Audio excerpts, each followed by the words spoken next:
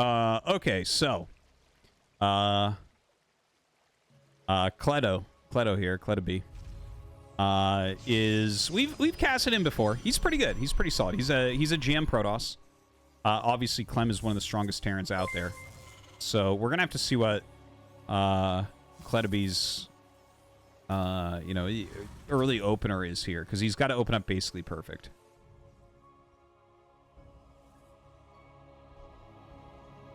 You know, I think that's a thing about Clem.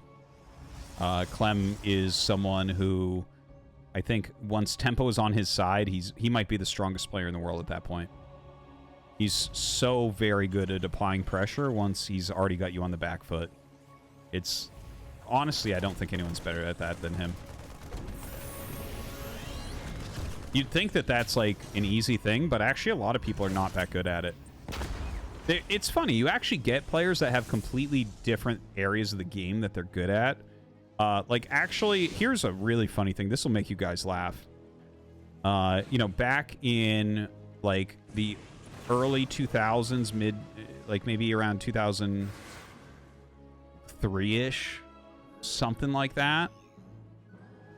I don't remember the exact year or anything, or a couple of years. But I was actually better when I was behind.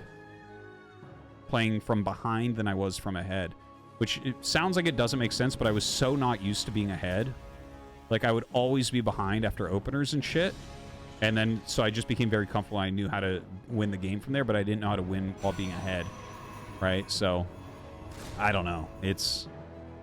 So people have these different traits where it's like, okay, well, I'm good from these positions, or, you know, I'm good... you know, with this general type of play. Like, Byun is kind of an aggressive micro-Terran, right? Clem is an extremely tempo-based player. He utilizes micro and macro for that, of course, but he's so good at playing from ahead. And there's a lot of players that don't finish people when they're ahead. They might just decide to grind it out, which, like, I can get on board with that. That's the type of way I like to play. I don't just go kill somebody. But yeah, anyways, this is some good harassment from Clem. He's already got 4 probes. We'll end up losing that, and he's going to get, like, 2 more, maybe? Nah, 1 more. 1 more. And... Okay, down it goes. Does get that 1 last grenade, but 5 probes is pretty significant. That's pretty significant right there. Cletoby's going for Blink. And, of course, he's got the Robo. Oh! Templar Archives on 2 base. Okay, so... I can't blame him for this. I think this might actually be a good idea. Like, if he goes 2 base Storm, maybe gets an Immortal or 2, and goes into, like, 6 gates or so. Like, makes a ground-pounding army to try to shut down Clem's move out. That could be a good way to try to play back. Now, the mines come out. He's going to get, like, 4 probes. Oh! Honestly, surprising. Oh, he is going to get 4 probes still. Well... That was a little bit messy from our Protoss player. He definitely could have limited that to 2. But yeah, a little bit off on that.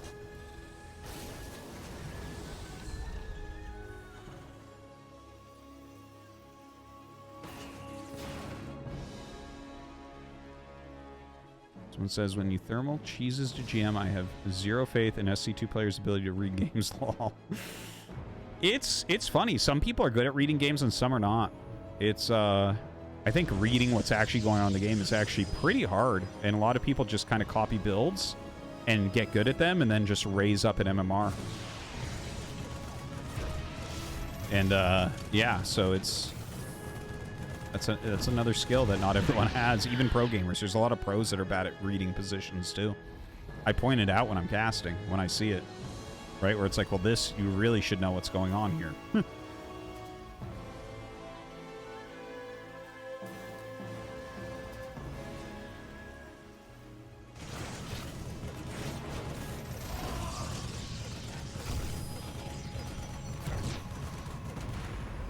Couple probes killed off by that. Someone's saying, that's where I feel like a tiny bit of off racing really, really helps you understand scouting. It can. Yeah, I think that there's definitely useful things about playing an off race and giving that a try and trying to figure things out. I think you don't necessarily have to. I think it's the one way that I do that, because I don't like to off race, I think as you guys know, I'm really not a fan until Stanky makes me play off races. But what I generally do is I'll start writing down what my opponent has at various timestamps. I have all sorts of spreadsheets that I've filled out over the years where I just like look at it and like I'm like at 6 minutes, what does Protoss have? And I'll play 15 games and see the various combinations of things they have and be like, oh, okay, and it's very helpful. Now, Clem moving out with a very big push, 69 supply, nice, to 126. So Clem is just about to roll through Unkletoby.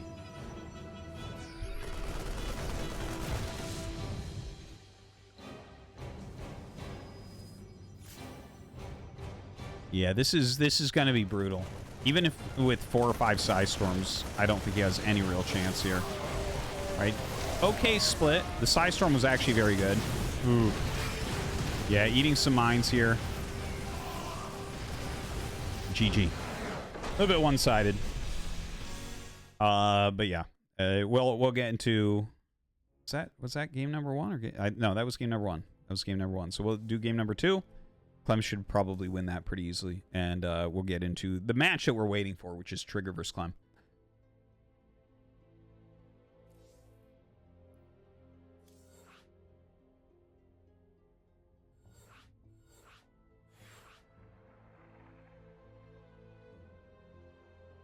Oh, what's up, Swatty? I am, thank you. Excellent day. Great mood.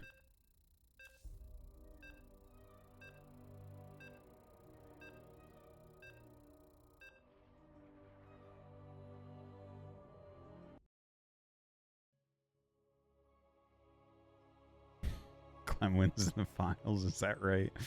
So ridiculous.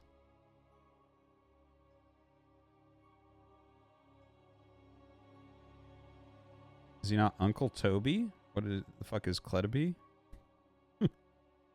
No, dude, read his ID.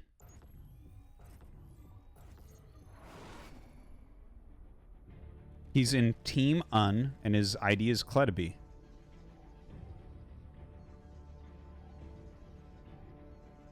Just like Clem is in Clan Liquid. Like, it's pretty clear.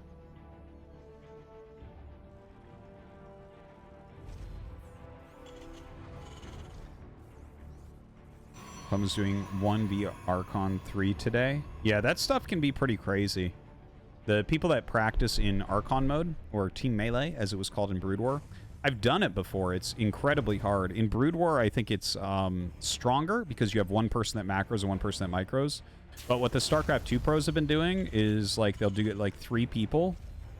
So, like, one person, I think, basically focuses on the production, then 2 people can harass at the same time. And that's pretty insane to play against. If you've ever... Well, I'm sure no one in the chat has actually ever done this, but it... Like, the way that it feels is actually bad. It feels, like, when you play against it, you're like, oh my god. Oh my god. Like, I practiced some TVZ back before I moved to Korea against, I think it was LZ Gamer and Machine or something. Like, had 2 people playing against me at once. And, like, the fucking mutas never stopped. They never stopped for a millisecond. It was just relentless with perfect macro behind it. It was the most insane shit. It felt impossible. It felt worse than when I play, like, if I play, like, Sulky or something. That doesn't feel as bad as playing against 2 people at once. 2 people at once is just, like, you're like, no, this can't be. Anyways, let's take a look what's going on here. Unkletoby is harassing the SCVs a little bit and does a recall because he knows that the Reapers come out. Not bad. Not bad. I mean, I think running it away is better. If you run it away a little bit earlier, that makes more sense to me. And I'm sure it's slightly more value. But if you're going to leave it in there and you're really trying to be annoying, it's okay. The recall is always worth it. A lot of people have asked me that. They're like, is it good to recall? Maybe you should just, like, keep the mana. No, it's always better to recall it because you're basically chrono boosting probes early anyways. Getting 1 probe for 50 mana is insane. If that was actually the ability on there, Protoss would win every single tournament. Like, you would scale up so quickly on your economy. It would be wild.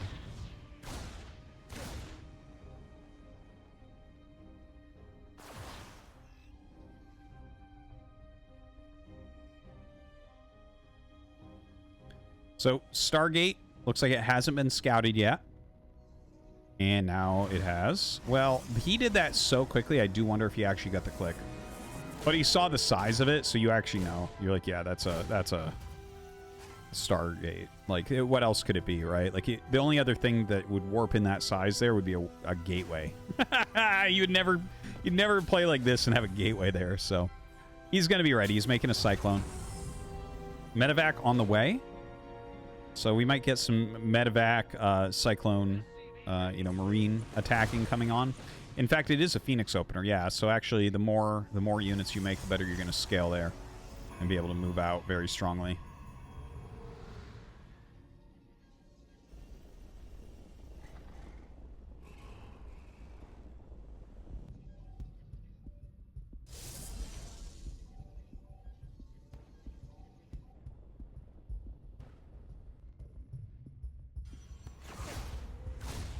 All right, so let's see what Clem gets done with this little push out. Honestly, Unkletoby, I think, has enough to hold this okay because he has the shield battery at the front. And then he's going to have, like, a fair amount of adepts, right? Oh, that's kind of fun. He's putting those down. Woo! Pull that back. 3 adepts plus the 2 phoenixes. Yeah, I mean, this is fine. 3 adepts, 1 shot of Marine. So you just got a micro.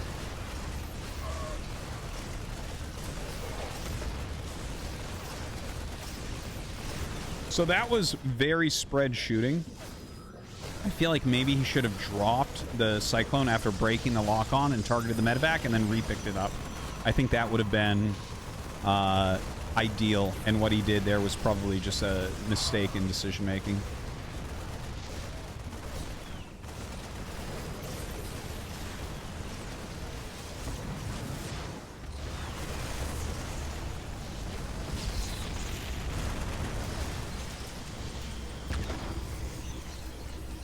Some good micro here from Clem, of course, as you would expect to see.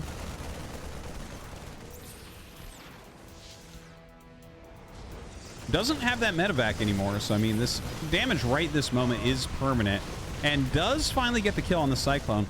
Unkletoby having some pretty good micro, though. Like, he's holding on really reasonably well. Another Viking joins the fray, so those Phoenixes not going to be long for this world. More Phoenixes coming out. He does have those 5 stalkers. You don't want to get on top in front of those gateways. Those gateways are actually playing against Unkletoby right now. Like, they are actually in the way. He would prefer to have that open so he can hit and walk back to his batteries. But right now, it's like single file, so he can't really go out. See this? Look at the shit formation he's getting every time. See this? He's trying to go out, and now he wants to go back, and it's like, no, it's just not working well because of that gateway placement. I think you just let the gates die. No. This was he actually, I think he had enough that he could have lived through this. He could have whittled it down, but you need to wait for the gates to die. Once the gates die, you come out and everything's volleying at the same time instead of single file, walking into more shots. So GG, GL next, hi Twitch. Thank you, Unkletoby. Hello.